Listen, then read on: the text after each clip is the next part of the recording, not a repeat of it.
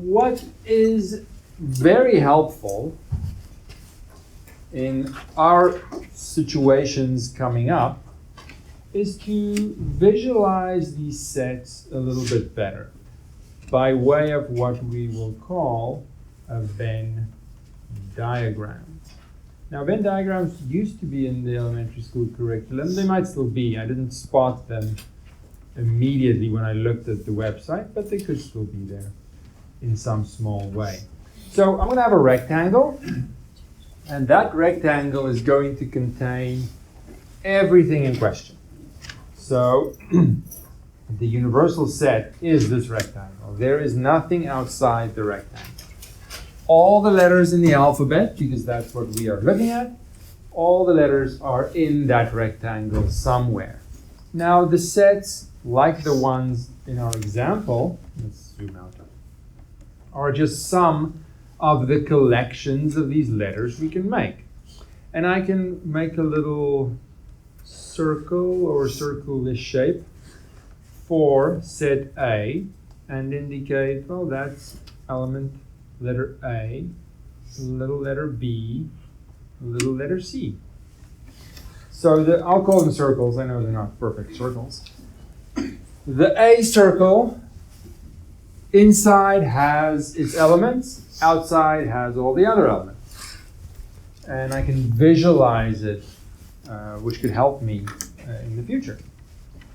If I look at set C next, it has something in common with set A, so there should be an overlap between the two with that element C. But it also has its own little d and little e. Set D has its own, doing its own thing over here. Maybe. It doesn't share any of its letters, so it doesn't overlap the existing circles. But set B does only have the letters that are already in A. So that's why we say B is contained inside A, because of what it contains. I don't want to touch perfect, like so. Because of what it contains, I can put the B circle inside the A circle, because it doesn't have any other elements that A doesn't already have.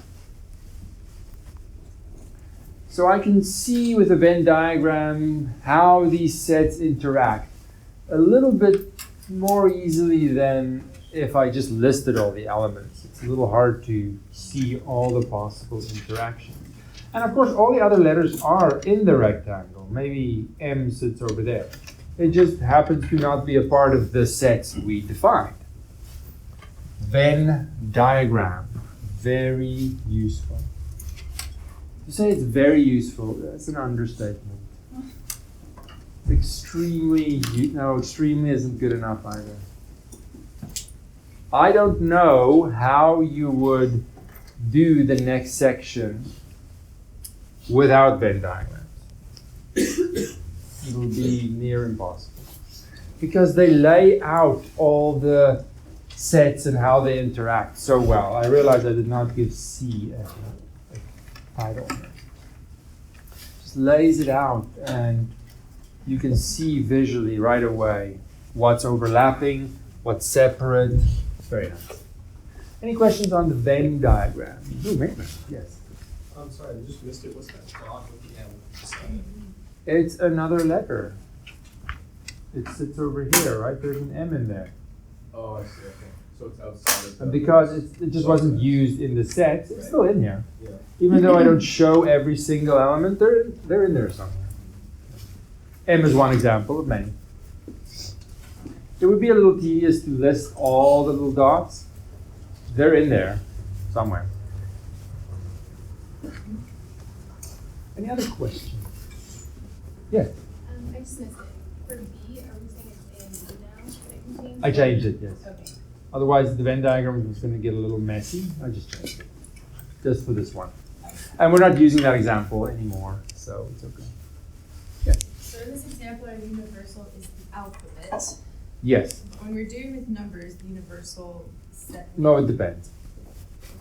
I really can't say. It depends on the description and the question.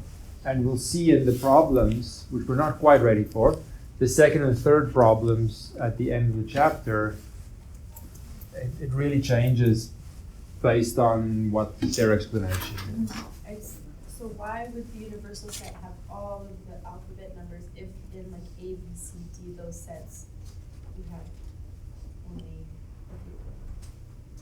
Why can't it? I have a topic, right? Or something I'm focusing on. In this case, I'm focusing on all the letters of the alphabet. Okay, so The sets are simply making some collections of those letters. okay. And if I keep interrupting you, you finish. Oh, I thought you were going to say something. I Maybe- guess with numbers it'll be different. It could be, yeah. But what won't be different is I have some things I'm looking at. Maybe they're more numeric, maybe they're more something else. And I'm looking at selections of those things. Some of the selections I'm making could share some of those elements. Some selections could be completely separate from the other selections. That's the only thing. We call them sets, we call it universal sets, but it's really just selections of things and how those selections could relate to each other. Please remember to click the like button if you enjoyed the video and to subscribe if you want to be notified of more videos.